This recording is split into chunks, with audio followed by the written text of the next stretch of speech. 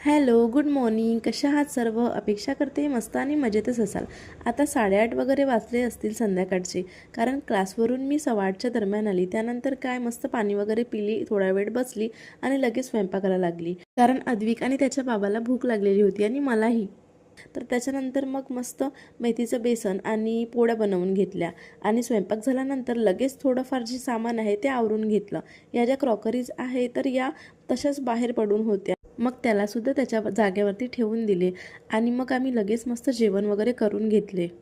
जेव्हा मी स्वयंपाक बनवते तेव्हा ज्या वस्तू काढते त्या लगेच ठेवून देत असते, जेणेकरून स्वयंपाक झाल्यानंतर आपल्याला जास्त आवरायची गरज पडत नाही. जेवण झाल्यानंतर भांड्याचा कंटाळा तर येतोच आणि आवरायचा सुद्धा, पण काय करायचं, दुसऱ्या दिवशी उठल्यानंतर आपल्यालाच ते करावं लागतं.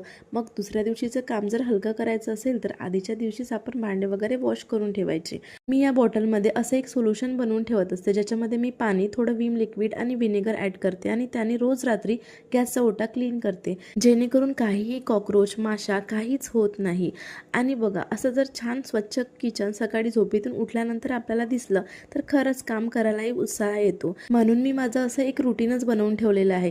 त्यानंतर मी बेसिन वगैरे असंच हँडवॉश टाकून थोडं ब्रशने क्लीन करून घेते, कारण सकाळी उठल्यानंतर आपल्याला ब्रश करायचा असतो आणि अद्विक स्वतःच्या हातानेच बेसिनमध्ये ब्रश करतो, त्यामुळे त्याचे हात वगैरे त्या बेसिनला लागतात आणि दिवसभर आपण ते बेसिन यूज करत असतो. त्यामुळं मी रात्री झोपायच्या आधी एकदा ते क्लीन करते. जास्त डीपली क्लीन नाही करत, पण वरच्यावर क्लीन करते. त्यानंतर मस्त फ्रेश होऊन जाते, लोशन वगैरे लावते, त्यामुळे छान फ्रेश वाटतं आणि स्किन पण छान राहते. तर इथेच संपवते आजचा व्हिडिओ. तुम्हाला व्हिडिओ आवडला असेल तर चॅनलला सबस्क्राईब करायला विसरू नका. सो टेक केअर फ्रेंड्स, भेटूया नेक्स्ट व्हिडिओमध्ये. बाय.